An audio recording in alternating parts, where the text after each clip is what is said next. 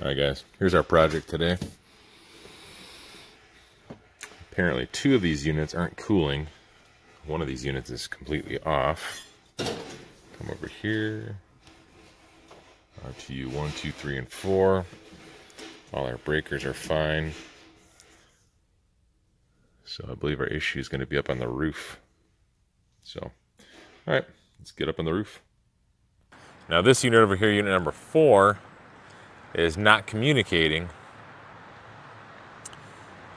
So I assume this is the one that has the blank thermostat downstairs. I believe we have lost our low voltage, maybe 1 leg, 2 legs, I don't know yet. But we've lost some sort of voltage that has caused us to stop communicating. And that unit right there, unit number 2, appears to be the only one that's properly running. I'll have to confirm that though once I get the other units up and running.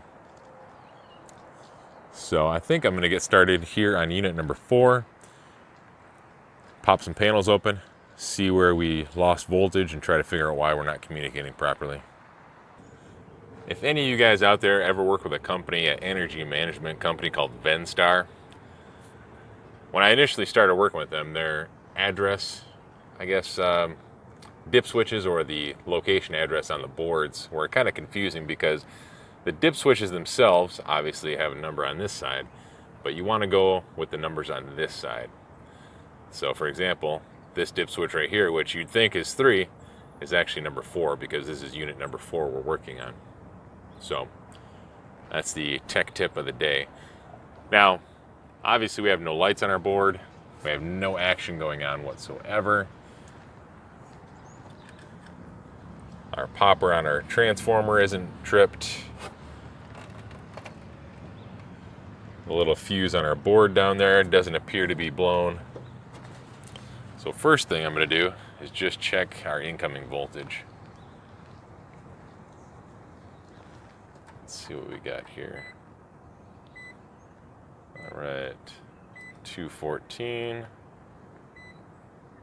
213, 214. All right, so we have proper incoming voltage. So we apparently have something that is stopping our 24 volts from coming in. And also what I just noticed. So we just measured 214, 213, and 213 on our incoming power, but our transformer is set up for 230, so we'll have to swap that around and double check these other ones as well. While we're at it, let's see what our transformer power is. If I can do this one-handed without tripping something or shorting something out anyway.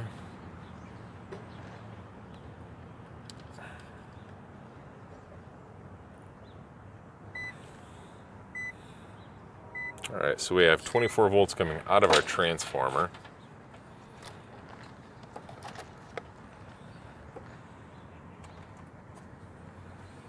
I don't have any lights on my board whatsoever. All right, well, I think it's time to consult the wiring diagram.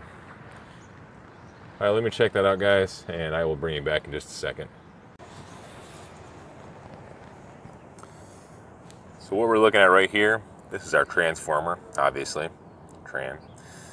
So our red, which we follow over here, our red 24 volts comes out of our transformer, goes right down into number 9 on our control board, right? So we come up here, there's our control board, that 3rd red wire from the bottom of the Molex connector right there is our number 9 wire. Now if you look at right here, you'll see these 2 thermostat wires, bundle of thermostat. This goes to our smoke detector. So what I found is our smoke detector is tripped for some odd reason. So we go into this side, if I can do this one-handed. 24 volts. And we go to the other side, which we should also have 24 volts returning for our control voltage. We have nothing. So let's go pop our return open and check out that smoke detector. All right, right here, this is our return vent That right there is our supply vent. This is a concentric venting system. Problem is, I don't see a smoke detector right there where that hole for a smoke detector sensing tube would go. There's no low voltage wiring on this side, nothing on that side. So I'm going to pop a ceiling tile over there, see if maybe it's hiding on that side. Alright, well, for all those guys who do commercial work in retail locations, you can probably relate to this. So there's my smoke detector right there, in between all those trusses and 2x4s and boards and everything else. So there's the ceiling tile that I would need to pop open to gain access to that smoke detector. The problem is that ceiling tile sits right above an aisleway. So, and it's not a very sturdy shelf, so it's not something I'm even going to attempt to stand on to try to reset that. And the other thing is this particular location has a fire suppression company and alarm panel, so I'm going to turn it over to them because I don't want to run the risk of setting off their alarms. So unit number 4 doesn't have any control voltage because of the smoke detector. I can't reach the smoke detector because of its location. So, like I said, I'm going to turn this over to the fire suppression company. We're back on the roof at unit number 4.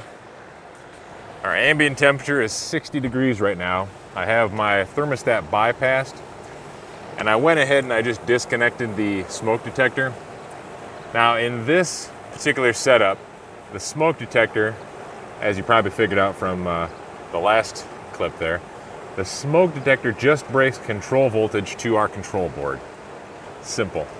So really all I did was reconnect my control wiring, bypass the smoke detector right into my control board so I have control voltage. And I did that just so I can verify the mechanical side of things are fine until the alarm company comes out and fixes the smoke detector issue. So I have it in cool mode right now. Just kicked on. We got a 57 degree supply temp.